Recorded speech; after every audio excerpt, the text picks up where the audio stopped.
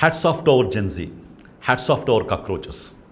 Hats off ಏನಕ್ಕೆ ಅಂತಂದರೆ ಮೋದಿನ ಸೋಲಿಸಿದ್ದಕ್ಕೆ. ಮೋದಿ ಅಂದ ತಕ್ಷಣ ಮೋದಿ ಬಹಳ ಬುದ್ಧಿವಂತ ಅಂತ ನಾನು ಹೇಳ್ತಾ ಇಲ್ಲ.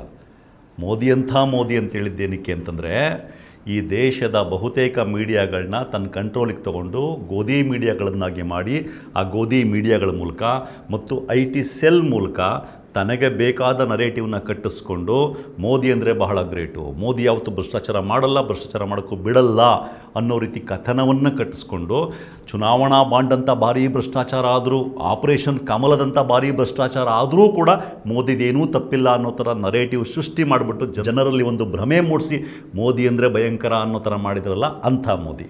ಅದೇ ರೀತಿ IT, CBI, ED, election commission ಎಲ್ಲವನ್ನೂ ತನ್ನ ಕಂಟ್ರೋಲಿಗೆ ತಗೊಂಡು ಅವುಗಳ ಮೂಲಕ ಅನೇಕರನ್ನ ಹೆದರಿಸಿ ತನ್ನ ವಿರುದ್ಧ ಉಸಿರೇತದಂಗೆ ಮಾಡಿ ಮೋದಿ ಅಂದರೆ ಅನ್ಕ್ವಶ್ಚನಬಲ್ ಅನ್ನೋ ಥರ ಮಾಡ್ಕೊಂಬಿಟ್ಟಿದ್ರಲ್ಲ, ಅಂಥ ಮೋದಿನ ಸೋಲಿಸಿದ್ದಕ್ಕೆ ಹ್ಯಾಟ್ಸ್ ಆಫ್ ಜೆನ್ಸಿ ಅಂತ ಹೇಳಿದ್ದು. ಯಾಕೆಂದರೆ ನಿಮಗೆಲ್ಲ ಗೊತ್ತಿದೆ, ಯಾವಾಗ ಇಂಡಿಯಾದ ಚೀಫ್ ಜಸ್ಟಿಸ್ ಸೂರ್ಯಕಾಂತ್ ನಮ್ಮ ದೇಶದ ಯಂಗ್ಸ್ಟರ್ಸ್ನ ಕಾಕ್ರೋಚಸ್ ಅಂತ ಕರೆದ್ರು, ಅವತ್ತಿಂದ ಶುರುವಾಯ್ತಿದ್ದು. ಅವತ್ತಿಂದ ಶುರುವಾಗಿ ಎಷ್ಟೇ ಡಿಮ್ಯಾಂಡ್ ಮಾಡಿದರೂ ಕೂಡ, ಇಡೀ ದೇಶದಾದ್ಯಂತ ಯಂಗ್ಸ್ಟರ್ಸ್ ಕೇಳಿದರೂ ಕೂಡ ಧರ್ಮೇಂದ್ರ ಪ್ರಧಾನ್ ರಾಜೀನಾಮೆ ತಗೊಳ್ಳೋದಿರಲಿ ಮೋದಿಯವರು, ಕನಿಷ್ಠ ಆ ವಿಷಯಕ್ಕೆ ಸಾರಿ ಕೇಳಲಿಲ್ಲ. ಕನಿಷ್ಠ ನೀಟ್ ಪೇಪರ್ ಲೀಕಾಗಿ ಎಕ್ಸಾಮ್ ಆಗಿದ್ದ ಕಾರಣಕ್ಕೆ ಒತ್ತಡದಿಂದ ಸೂಸೈಡ್ ಮಾಡ್ಕೊಂಡ್ರಲ್ಲ, ಆ ಮಕ್ಕಳಿಗೆ, ಆ ಮಕ್ಕಳ ಮನೆಯವರಿಗೆ, ಅಥವಾ ನೀಟ್ ಪೇಪರ್ ಲೀಕಾಗಿ ಎಕ್ಸಾಮ್ ಆಗಿದ್ದಕ್ಕೆ ತೊಂದರೆಗೊಳಗಾದ್ರಲ್ಲ, ಆ ಮಕ್ಕಳಿಗೆ ಒಂದು ಸಾಂತ್ವನ ಧೈರ್ಯ ಹೇಳುವಂಥ ಕೆಲಸವನ್ನೂ ಮೋದಿ ಮಾಡಲಿಲ್ಲ. ಏನನ್ನೂ ಮಾಡದೆ ತನ್ನ ಫೇಕ್ ನರೇಟಿವ್ ಮೂಲಕನೇ ಈ ಜೆನ್ಸಿ ಹೋರಾಟವನ್ನು ಹತ್ತಿಕ್ಕಬೋದು ಅಂತ ಮೋದಿ ಅಂದ್ಕೊಂಡಿದ್ರು. ಅದಕ್ಕೋಸ್ಕರ ನೀವು ಗಮನಿಸಿರ್ತೀರ, ಇಡೀ 2 ತಿಂಗಳ ಕಾಲ ಏನು ಹೋರಾಟ ನಡೀತೋ ಆ ಹೋರಾಟದ ಸುತ್ತ ಅನೇಕ ಫೇಕ್ ನ್ಯೂಸ್ಗಳು. ಇವರಿಗೆ ಚೈನಾ ಫಂಡಿಂಗ್ ಬರ್ತಾಯಿದೆ, ಇಲ್ಲಿ ಬಾಂಗ್ಲಾದೇಶಿ ಹೋರಾಟಗಾರರಿದ್ದಾರೆ, ಪಾಕಿಸ್ತಾನಿಯರಿದ್ದಾರೆ ಈ ಜಂತರ್ ಮಂತರ್ ಹೋರಾಟದಲ್ಲಿ ಅಂತ ಬರೀ ಫೇಕ್ ನ್ಯೂಸ್ ಹಬ್ಸಿದ್ದು. ಬಟ್ ಏನೇ ಫೇಕ್ ನ್ಯೂಸ್ ಹಬ್ಸಿದ್ರೂ ಕೂಡ ಜೆನ್ಸಿಗಳು ತಮ್ಮ ಕ್ರಿಯೇಟಿವಿಟಿಯಿಂದ, ತಮ್ಮ ಕ್ರಿಯೇಟಿವ್ ಎನರ್ಜಿಯಿಂದ ತಮ್ಮದೇ ಆದ ರೀತಿಯಲ್ಲಿ ಮೋದಿಯನ್ನು ಎಕ್ಸ್ಪೋಸ್ ಮಾಡ್ತಾನೆ ಹೋದರು.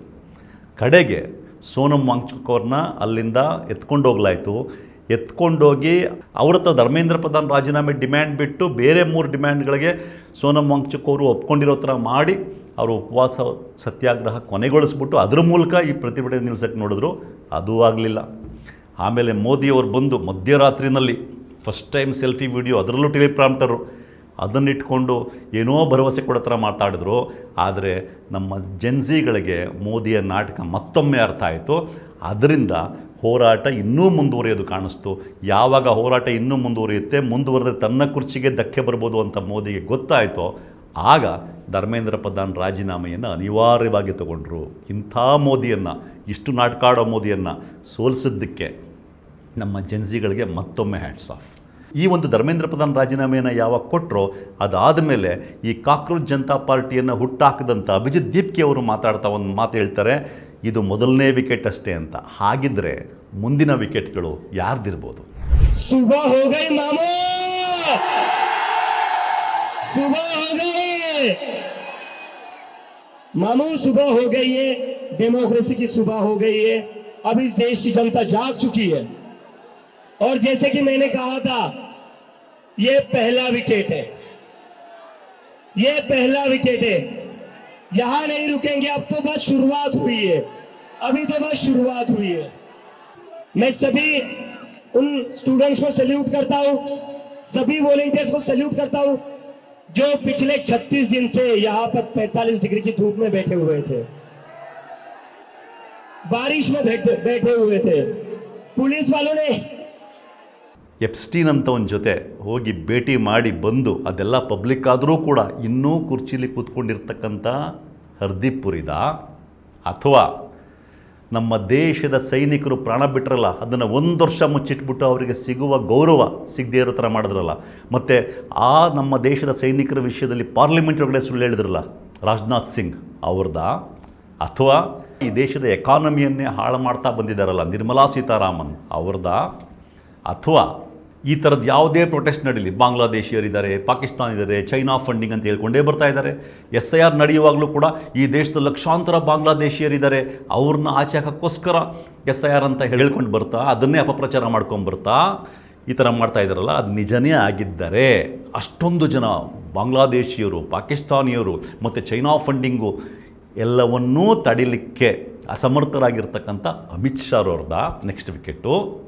ಅಥವಾ ಇನ್ನೂ ಮುಂದೆ ಹೋಗಿ ಅಮಿತ್ ಶಾ ಅವ್ರನ್ನೇ ಮತ್ತೆ ತಗೊಳ್ಳೋದಾದರೆ, ಅಥವಾ ಇನ್ನೂ ಒಂದು ಪಾಯಿಂಟು ಅಮಿತ್ ಶಾ ಅವ್ರ ವಿಷಯಕ್ಕೆ ಹೇಳೋದಾದರೆ, SIR ವಿಷಯ ಇರ್ಬೋದು, ಆಪರೇಷನ್ ಕಮಲ ಇರ್ಬೋದು, ಈ ರೀತಿ ಪ್ರಜಾಪ್ರಭುತ್ವ ವಿರೋಧಿ ಕೆಲಸಗಳನ್ನ ಮಾಡ್ತಾ ಗೋಧಿ ಮೀಡಿಯಾಗಳ ಹತ್ರ ಚಾಣಕ್ಯ ಅಂತ ಕರೆಸ್ಕೊಳ್ತಾ ಇದ್ದಾರಲ್ಲ, ಚಾಣಕ್ಯ ಅಂತ ಕರೆಸ್ಕೊಂಡು ಪ್ರಜಾಪ್ರಭುತ್ವ ವಿರೋಧಿ, ಸಂವಿಧಾನ ವಿರೋಧಿ ಕೆಲಸ ಮಾಡ್ತಾ ಇದ್ದಾರಲ್ಲ ಅಮಿತ್ ಶಾ ಅವ್ರದ್ದು ಆ ವಿಕೆಟು. ಅಥವಾ ಇಡೀ ಸೆಂಟ್ರಲ್ ಗೌರ್ಮೆಂಟ್ ಕ್ಯಾಬಿನೆಟ್ಟಲ್ಲೇ ಅತ್ಯಂತ ಹೆಚ್ಚು ಫೇಲ್ಯೂರನ್ನು ಕಂಡಿರ್ತಕ್ಕಂಥ ಮಾನ್ಯ ಮೋದಿ ಅವ್ರದ.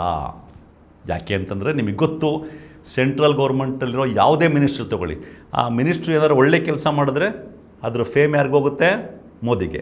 ಕೆಟ್ಟ ಕೆಲಸ ಮಾಡಿದ್ರೆ ಆ ಮಿನಿಸ್ಟ್ರಿಗೆ. ಒಂದು ಕಡೆಗೆ ಆ ವಿಷಯ. ಇನ್ನೊಂದು ಕಡೆಗೆ ಇಡೀ ಅಷ್ಟು ಮಿನಿಸ್ಟ್ರಲ್ಲಿ ಹೈಯೆಸ್ಟ್ ಫೇಲ್ಯೂರ್ ಯಾರು ಇದ್ದರೆ, ಹೈಯೆಸ್ಟ್ ತಾನು ಹೇಳಿರೋ ಮಾತುಗಳನ್ನ ಜಾರಿಗೊಳಿಸದೇ ಇರೋ ಯಾವ್ದಾದ್ರು ಮಂತ್ರಿ ಇದ್ದರೆ ಅದು ನಮ್ಮ ಪ್ರಧಾನಮಂತ್ರಿ ಮೋದಿಯವರು. ಅದು ಬ್ಲ್ಯಾಕ್ ಮನಿ ವಿಷಯ ಆಗಿರ್ಬೋದು, ವರ್ಷಕ್ಕೆ 2 ಕೋಟಿ ಉದ್ಯೋಗ ಆಗಿರ್ಬೋದು, ರೈತರಿಗೆ MSP ಆಗಿರ್ಬೋದು, ಸ್ಕಿಲ್ ಇಂಡಿಯಾ ಆಗಿರ್ಬೋದು, ಮೇಕ್ ಇನ್ ಇಂಡಿಯಾ ಆಗಿರ್ಬೋದು, ನಾ ಖಾವುಂಗ ನಾ ಖಾನೆ ದುಂಗ ಆಗಿರ್ಬೋದು, 2025 ಹೊತ್ತಿಗೆ $5 ಟ್ರಿಲಿಯನ್ ಎಕಾನಮಿ ಮಾಡ್ತೀನಿ ಅಂತಾಗಿರ್ಬೋದು, ಅಥವಾ ಪ್ರಧಾನಮಂತ್ರಿ ಆಗೋಕ್ಕೂ ಮೊದಲು $1ಗೆ $55 $60 ಇದ್ದಾಗ ಈ ದೇಶ ಹಾಳಾಗೋಯ್ತು ಅಂತೇಳಿ ಅದನ್ನು ತೊಗೊಂಡೋಗಿ $96 ನಿಲ್ಲಿಸಿರ್ತಕ್ಕಂಥದ್ದು ಇರ್ಬೋದು, ಅಥವಾ 2014 55 ಲಕ್ಷ ಕೋಟಿ ಇದ್ದ ಸಾಲನ 200 ಲಕ್ಷ ಕೋಟಿಗೆ ದಾಟಿಸಿರ್ತಕ್ಕಂಥದ್ದು ಇರ್ಬೋದು. ಹೀಗೆ ನೀವು ಪಟ್ಟಿ ಮಾಡ್ತಾ ಹೋದರೆ ಹೈಯೆಸ್ಟು ಫೇಲ್ಯೂರ್ ಇಡೀ ಸೆಂಟ್ರಲ್ ಗೌರ್ಮೆಂಟಲ್ಲಿ ಯಾರಾದರೂ ಇದ್ದರೆ ಅದು ಮಾನ್ಯ ಮೋದಿ. ಹಾಗಾಗಿ ಮುಂದಿನ ವಿಕೆಟ್ಟು ಮೋದಿಯವ್ರದ. ಇದನ್ನು ನಾನಲ್ಲ, ನೀವಲ್ಲ, ಇದನ್ನು ಬಹುಶಃ ಮತ್ತೆ ತೀರ್ಮಾನ ಮಾಡ್ತಕ್ಕಂಥದ್ದು ಈ ದೇಶದ ಯುವಜನತೆ, ಈ ದೇಶದ ಜೆನ್ಸಿಗಳಿಗೆ ಇದನ್ನು ಅರ್ಥ ಮಾಡಿಕೊಳ್ಳುವ ಮೆಚ್ಯೂರಿಟಿ ಮತ್ತು ಇದನ್ನು ಸಾಧ್ಯವಾಗಿಸುವ ಸಾಮರ್ಥ್ಯ ಇದೆ ಅಂತ ಗೊತ್ತು. ದೇಶದ ಒಟ್ಟು ಹಿತದೃಷ್ಟಿಯಿಂದ ಮುಂದಿನ ವಿಕೆಟ್ ಯಾರ್ದು ಅಥವಾ ಮುಂದಿನ ವಿಕೆಟ್ ಇಡೀ ಸರ್ಕಾರದ ಏನೇ ಇದ್ದರೂ ಅದನ್ನು ಈ ದೇಶದ ಜೆನ್ಸಿ ಡಿಸೈಡ್ ಮಾಡುತ್ತೆ. ಯಾಕೆಂದರೆ ಈ ದೇಶದ ಜೆನ್ಸಿಗೆ ಇದನ್ನು ತೀರ್ಮಾನಿಸುವ ಮೆಚ್ಯೂರಿಟಿ ಮತ್ತು ಅದನ್ನು ಸಾಧ್ಯ ಆಗಿಸ್ತಕ್ಕಂಥ ಸಾಮರ್ಥ್ಯ ಎರಡೂ ಇದೆ ಅನ್ನೋದನ್ನು ಈ ಒಂದು ಹೋರಾಟದಲ್ಲಿ ಪ್ರೂವ್ ಮಾಡಿದೆ ನಮ್ಮ ದೇಶದ ಜೆನ್ಸಿ. ಅದಕ್ಕೆ ನಾನು ಮತ್ತೊಮ್ಮೆ ಹೇಳ್ತೀನಿ, hats off to our Gen Z, hats off to our cockroaches. ಮತ್ತಷ್ಟು ವಿಶೇಷ ವಿಡಿಯೋಗಳನ್ನು ನೋಡಲು ಮತ್ತು ಹೊಸ ವಿಡಿಯೋಗಳ ಬಗ್ಗೆ ತಿಳಿಯಲು ಈ ದಿನ .com ಯೂಟ್ಯೂಬ್ ಚಾನೆಲ್ ಸಬ್ಸ್ಕ್ರೈಬ್ ಮಾಡಿ ಮತ್ತು ಬೆಲ್ ಐಕಾನ್ ಕ್ಲಿಕ್ ಮಾಡಿ.